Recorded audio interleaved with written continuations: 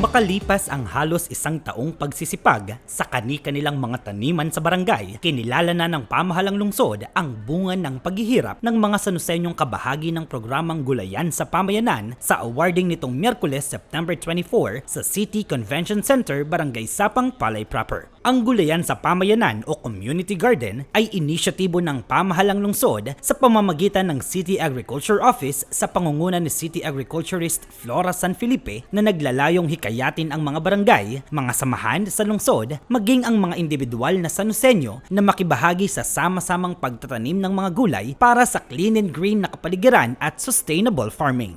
Suportado naman ng pamahalang lungsod ang pagpopondo sa programa sa pangunguna ng magkatuwang sa serbisyo Congressman Arthur B. Robes at punong lungsod Ate Rida Robes na nagbigay diin din sa prinsipyo ng what you sow is what you reap.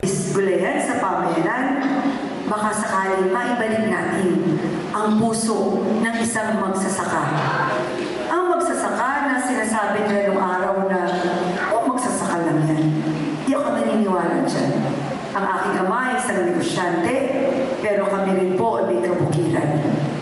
Alam ko po, sa mata ng Panginoon Diyos, wala namang sinasabing mayor ka ba, congressman ka ba, magsasaka ba, ekis ka. Walang ganun.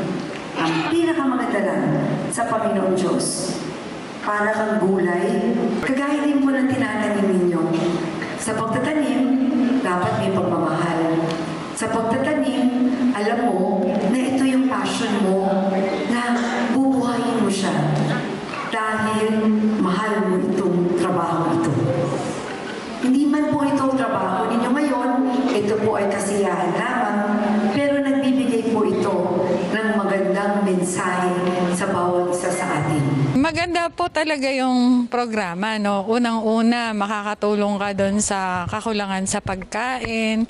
Tapos nagkakaroon tayo ng pagkakataon na magkaroon ng hanap buhay. Kasi yung excess na aanihin mo doon sa gulayan, pwede nating ibenta. Malaking bagay ito sa ating mga kababayan na matuto silang magtanim at siyempre, para din sa kalusugan ng bawat pamilyang Sanuseño. Inaanyayahan namin ang lahat na sana makiisa at sumuporta sa pagtatanim ng gulay sa ating mga bakuran para na rin po mapanatili natin ang kalusugan ng bawat isang mamamayang Sanuseño.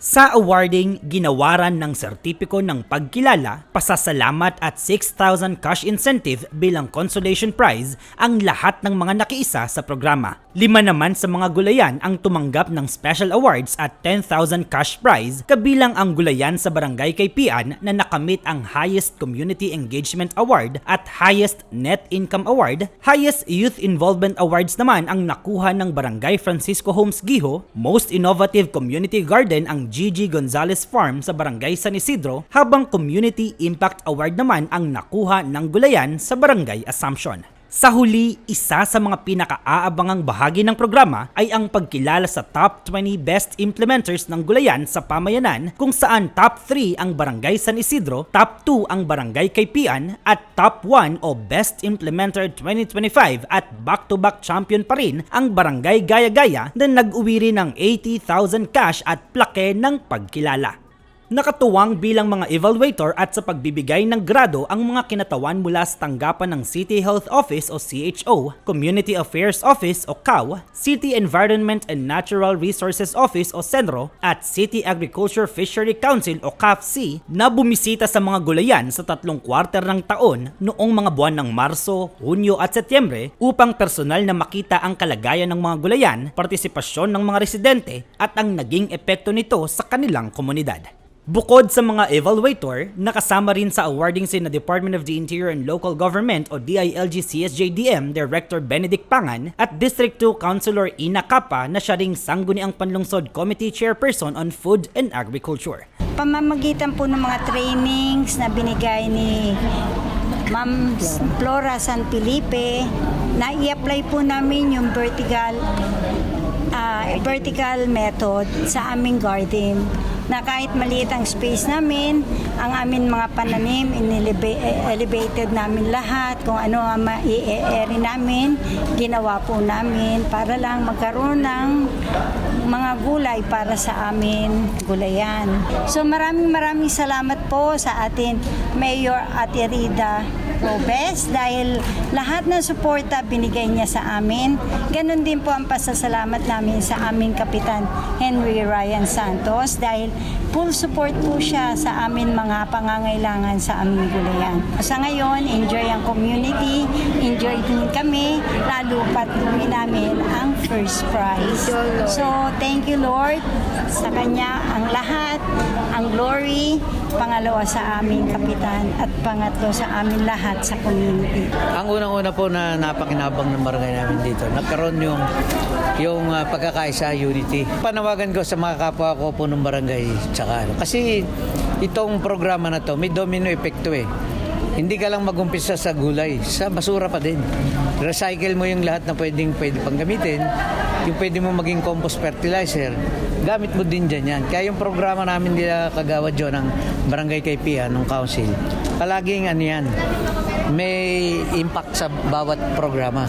Kaya pag makakasudlong, from peace and order, from basura, naayos ang peace and order, nagkaroon ng pagkain sa pagkainan, na bawasan namin yung malnourishment sa mga tao namin sa barangay, sa mga bata. Kumbaga, kaya yung mga barangay na mga kasama kong kapitan, sana, ito pag naumpisa, para sa umpisa mahirap. Pero pag nahandun ka na, para ka na lang, dagdag ka na lang ng dagdag ng abono, kumbaga, hanggang sa lumago, mamunga. Sa pamamagitan ng taunang gulayan sa pamayanan program ng pamahalang lungsod, muli nitong pinatunayan na buhay ang diwa ng bayanihan sa The Rising City dahil kasabay ng progresong tinatamasa ng lungsod, napapanatili at napapangalagaan din ito ang inang kalikasan sa tulong ng nagkakaisa at masisipag na Sanoseño. Magtanim ay di biro, pero kung may aanihin ka naman sa bawat pagtatanim, pwede na rin. Yan ang isa sa kagandahang nakita ng mga Sanoseñong kabahagi sa layunin ng gulayan sa pamayanan. Lagi lamang po nating tatandaan, pag may tiyaga, may panahog sa nilaga. Para sa Balitang Sanoseño, ako si Jello Darantinaw, Public Information Office. At yan ang mga kaganapan at detalyeng dapat alam mo sa Sanoseño. Para sa napapanahong balita at impormasyon, doble aksyon at solusyon, mag-subscribe na sa mga official social media pages ng pamahalaang lungsod ng San Jose del Monte, Bulacan. Maraming salamat, Arya Sanoseño.